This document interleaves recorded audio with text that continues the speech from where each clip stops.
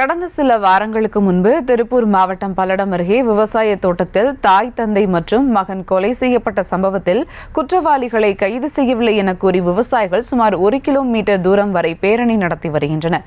இதுகுறித்த கூடுதல் விவரங்களோடு இணைகிறார் செய்தியாளர் பூபதி. வணக்கம் பூபதி, இந்த பேரணி குறித்தான முழு விவரங்கள். வணக்கம் சுபா. அதாவது திருப்பூர் மாவட்டம் பல்லடம் அடுத்த சேமலைகவுண்டம்பாளையத்தில் கடந்த சில வாரங்களுக்கு முன்பாக தாய், தந்தை, மகன் உள்ளிட்ட 3 பேர் கொலை செய்யப்பட்டு தற்போது வரை காவல்துறையினர் 14 தனிப்படைகள் அமைத்து விசாரணை நடைபெற்று வருகிறது.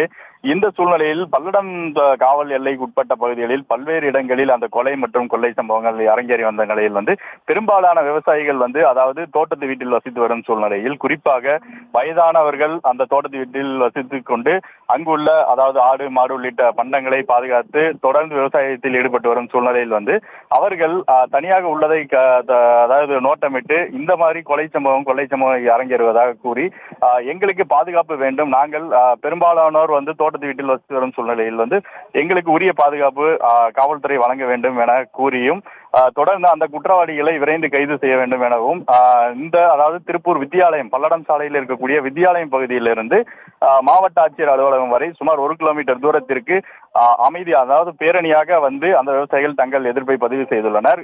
இந்த பேரணியை பொறுத்தவரை தமிழக விவசாயிகள் பாதுகாப்பு சங்கம் மற்றும் வெள்ளகோயில் பாசன பாதுகாப்பு சங்கம் உள்ளிட்ட சங்கங்கள் மற்றும் விவசாயிகள் தங்களது குழந்தைகள், பெண்கள் உள்ளிட்ட ஏராளமானவர்கள் கலந்து கொண்டு தற்பொழுது இந்த பேரணியானது நடைபெற்று நிறைவடைந்துள்ளது. சுபா, விவரங்களுக்கு நன்றி பூபதி. செய்திகளை உடனுக்குடனும் துல்லியமாகவும் தெரிந்து கொள்ள சப்ஸ்கிரைப் பண்ணுங்க.